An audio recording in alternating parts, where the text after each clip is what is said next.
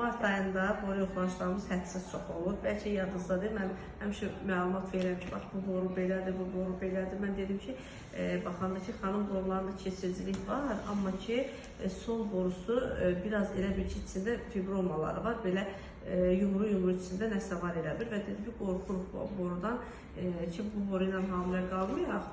O digər boru ilə hamilə qalaq da. Elə o tərsdən gəldi, həmin boru tərəfdən follikulumuz yetişdi, partladı. Hal-hazırda hamiləliyimiz var. İndi ürəyimiz bükülür ki, görəsən necə olacaq, inşallah ki, yaxşı olar. Çünki hal-hazırda pozitiv testimiz var. Həmin bu ay boru yoxladığımız aydır ki, baxırıq ki, pozitiv testimiz var. Son ay başına vaxt olub? 24 fevral. 24 fevral. Follikulum nə vaxt yetişdi, partladı ailəcəsi? 16-cı gün oldu. 16-cı gün yetişdi, partladı. İndi 3 gündə gecikmirsən. 3 gün gecikmirsən. İndi o döl hissəsini matkada göründə da bizim ikimizə gələcək. Allah peşman eləməsin. İnşallah gəlsin, matkaya rahat düşsün. Neçə vaxt olmurdu? 4 il. 4 ildir. Bəli. 4 ilin yekunu boru yoxlamanın həmin ayında. Görürsünüz, yəni hər işdə bir kəramət var. Boru yoxladığımız ayda hamiləyimiz var. Bir dənə olacaq, Allah eləsin, gəlsin, sağ-sağ matkaya düşsün. Ondan sonra da 9 ayımızı davam edir.